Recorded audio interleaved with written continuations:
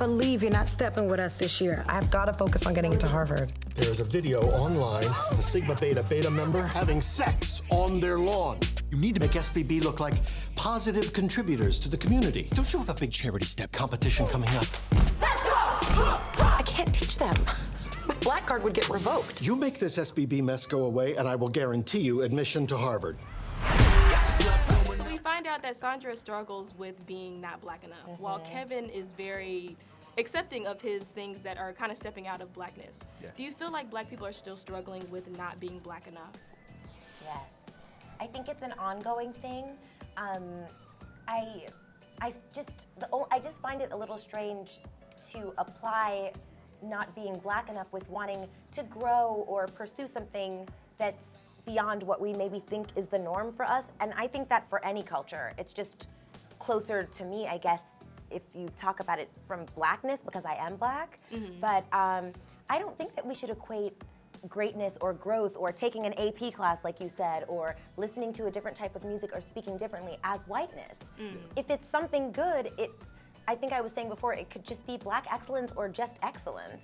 I think that too often we allow like the wallpaper to tell us that we're not good. Like everything black is usually equated with something dark and ugly and gritty and not nice. And black can be beautiful. And I think that if black people want to explore things that are like associated with achievement, that can be great too.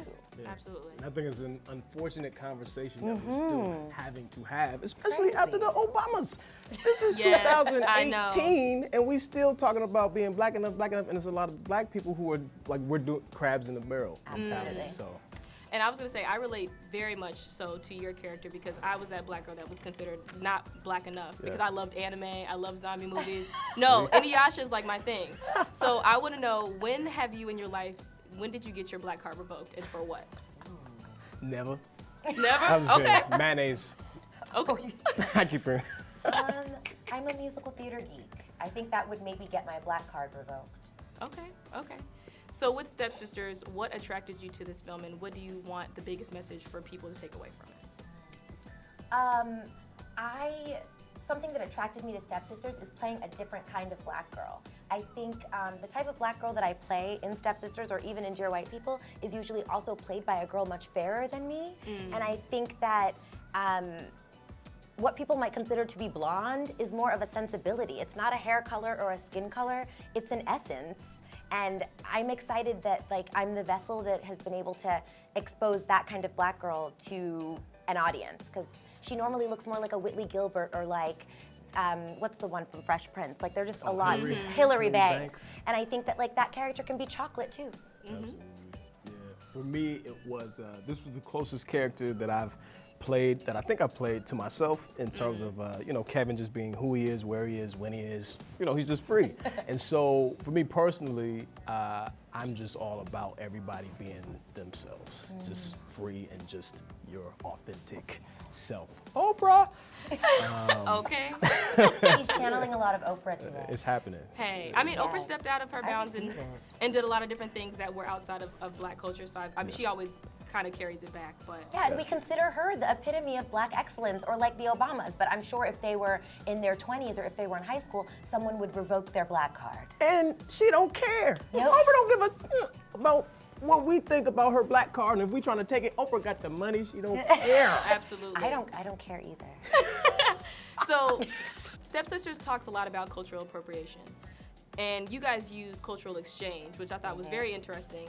Do you feel like there's a misconception about cultural appropriation, and do you feel like people abuse it? Yeah. Yes. Yeah. I think that being black is cool, and it's usually like at the grassroots of something innovative, whether it's like in the slang that people speak or clothing that we wear. Like Sarah Jessica Parker wears door knocker earrings on Sex and the City. You couldn't get more black than that. But I think that when someone else wears it, they adopt it and call it something different, like cornrows being boxer braids or people wanting juicier lips. Like going to a place and requesting your injected juicy lips as like Kylie Jenner's, that is like a fallacy. It's just not, it's not real. So if you want that, just like credit where it came from. That's all. I think anything outside of crediting where it came from is appropriation, and that's inappropriate. What she said. Okay. Break!